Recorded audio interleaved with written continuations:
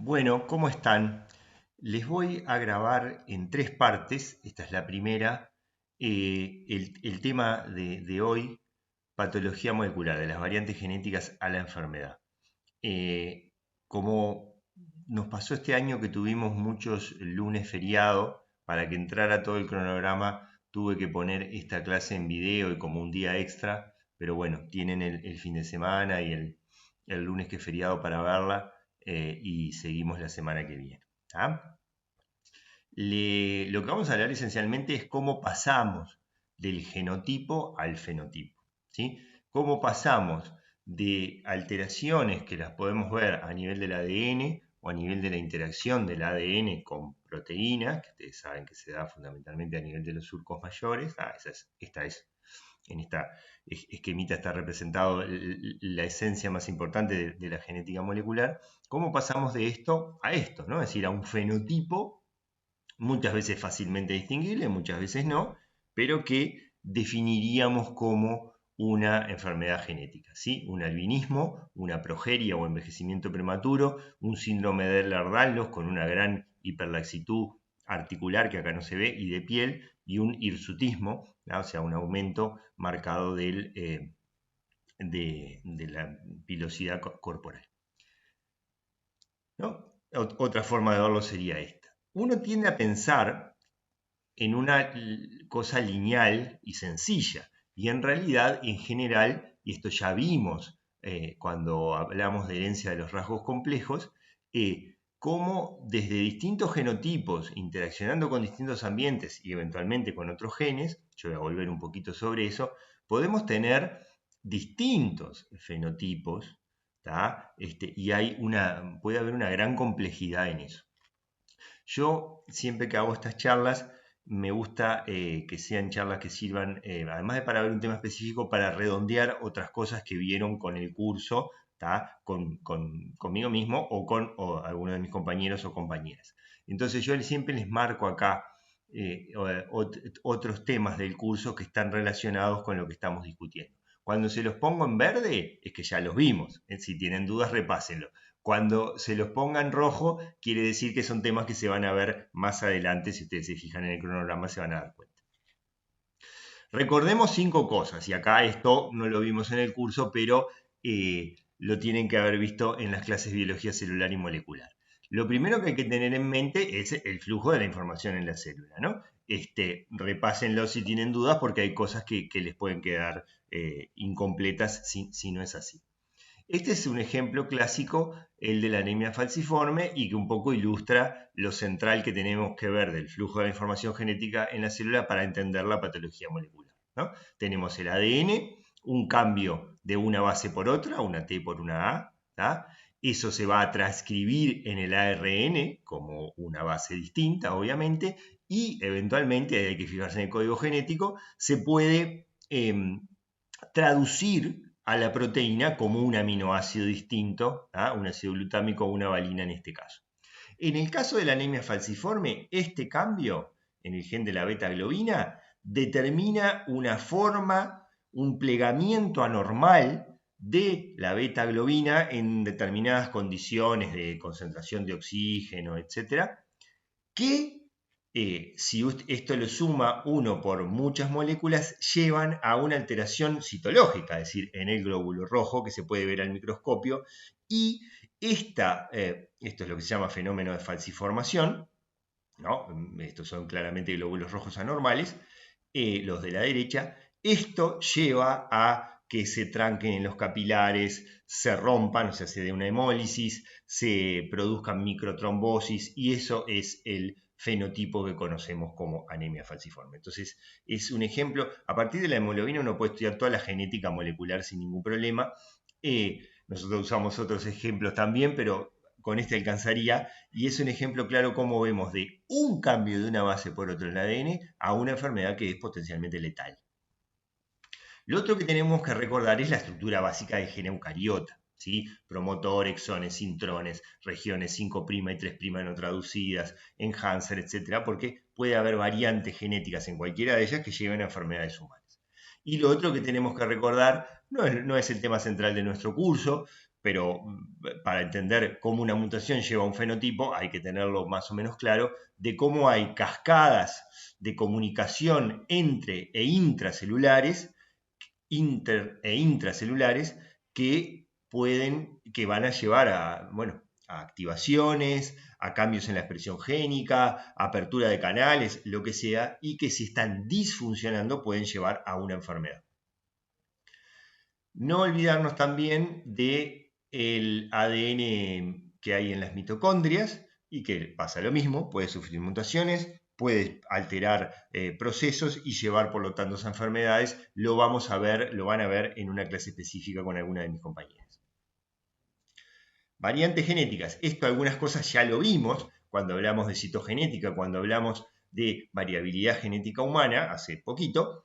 Y vamos a seguir viendo algunas de estas cosas cuando veamos las técnicas de análisis del genoma, herencia no tradicional y epigenética.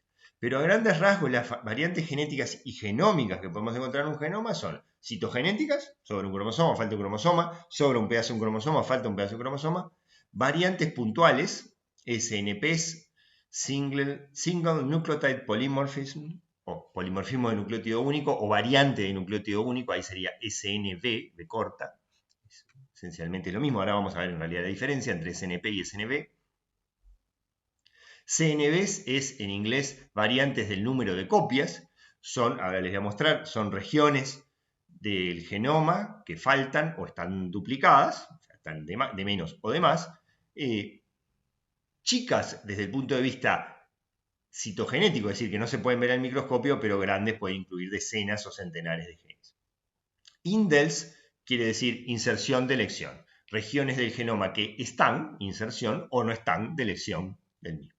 Son en general, son en general de pocos pares de bases, ¿no? Entre unos pocos, 10, 15, 20, a unos pocos centenares de pares de bases.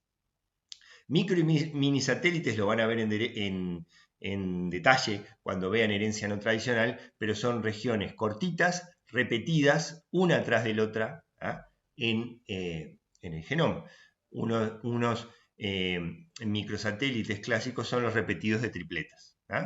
Por ejemplo, la repleta CTG, entonces en determinadas regiones o en determinados genes está CTG, CTG, CTG, CTG, un determinado número de veces. Y después las variaciones epigenéticas que las vamos a ver aparte. Van a profundizar con Bernardo cuando vean genética de poblaciones, pero hay una interesante distinción entre mutaciones y polimorfismos. O, como les mostraba yo recién, variantes de nucleótido único o polimorfismos de nucleótido único. Esencialmente son lo mismo, es un cambio en el ADN, es una mutación. Y la distinción entre mutación y polimorfismo es esencialmente una cuestión de genética de poblaciones y de frecuencia poblacional. Pero también es una distinción que tiene que ver con el efecto de esas variantes. Uno puede pensar en dos situaciones extremas, que acá están como A y B. Este es un esquemita que yo muestro siempre. Y entonces tendríamos un primer caso donde tenemos una mutación en un gen y esa es la causa, la única o la principalísima causa de una enfermedad en un ser humano. Y eso es modulado muy poco o nada, en algunos casos, por factores ambientales o por otros genes. Eso es lo que llamamos herencia monogénica y es en lo que nos hemos centrado en la primera parte de este curso. En el otro extremo, y lo vamos a ver a partir de las próximas, podemos tener una herencia poligénica, donde muchas variantes en muchos genes, centenares pueden ser influencia en un rasgo, y que además puede ser fuertemente modulado por factores ambientales. Un buen ejemplo de esto es la estatura, ¿no? Es un rasgo sumamente poligénico y obviamente modulado por un montón de factores ambientales. Y hay algunos que están a mitad de camino. Entonces hablamos de mutaciones o variantes patogénicas cuando estamos en el caso A y hablamos de polimorfismos cuando estamos en el caso B. Noten que se desprende de lo que yo dije, en el caso A, si yo conozco esta variante puedo decir que el individuo tiene una enfermedad genética o que la va a tener. En cambio, si yo conozco alguna de estas variantes, no puedo decir que el individuo tiene o va a tener una enfermedad genética porque depende un poco de todo el resto. Eso vamos a volver en una clase específica sobre eso. Este esquema también yo siempre lo muestro y es un esquema clásico a esta altura y muy importante. Acá se grafica en el eje de las X la frecuencia poblacional de una variante genética, ¿no? Un alelo. Desde muy rara a común en el sentido de frecuente. Y en el eje de las Y se grafica el efecto, ¿no? Si tiene un efecto muy bajo, o a veces cero, nulo, sobre el fenotipo, sobre la función de una proteína, o tiene un efecto muy alto, ¿no? Entonces, las variantes de enfermedades monogénicas, mendelianas, van a estar la enorme mayoría acá.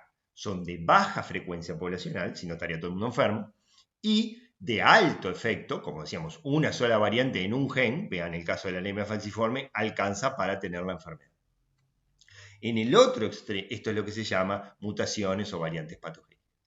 En el otro extremo, variantes de bajo efecto o nulo y frecuentes, 5, 10, 15, 30% de la población la tiene, son variantes que en la mayoría de los casos no pasa nada con ellos, son totalmente neutras.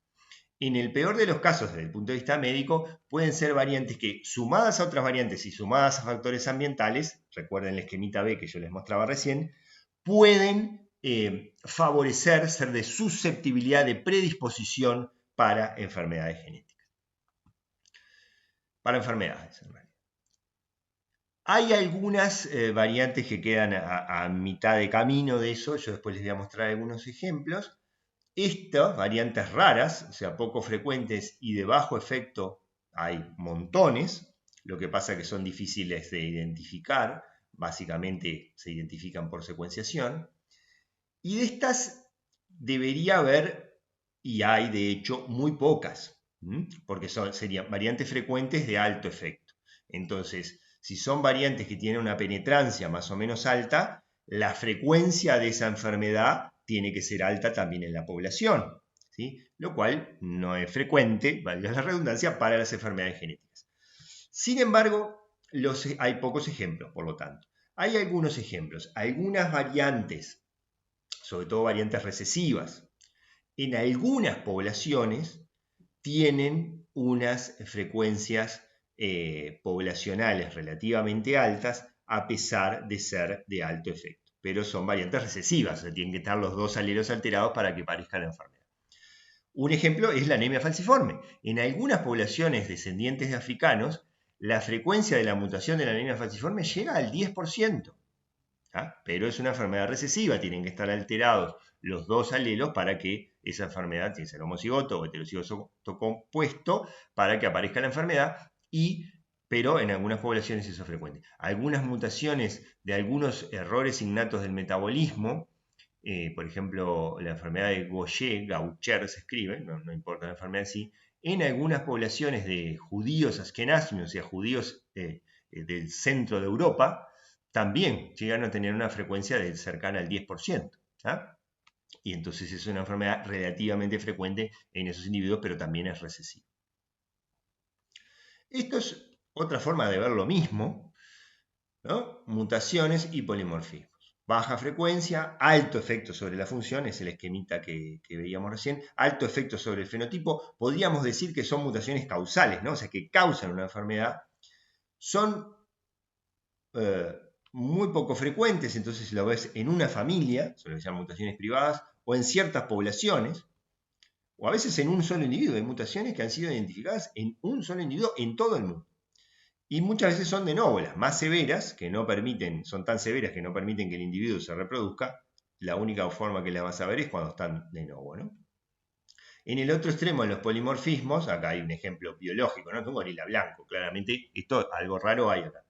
Esto, en cambio, es muy frecuente, la variabilidad biológica de alta frecuencia, ningún o leve efecto sobre la función proteica y sobre el fenotipo. En el peor de los casos serán variantes de predisposición para un cierto fenotipo. En general están presentes en todas las poblaciones humanas, son ancestrales, ¿no? O sea, si vemos individuos de decenas o centenares de miles de años atrás, tienen algunas variantes que nosotros tenemos hoy. Tenían algunas variantes que nosotros tenemos hoy. Voy a hacer una pausita por acá, primera parte del video, y vuelvo enseguida con las otras pausas.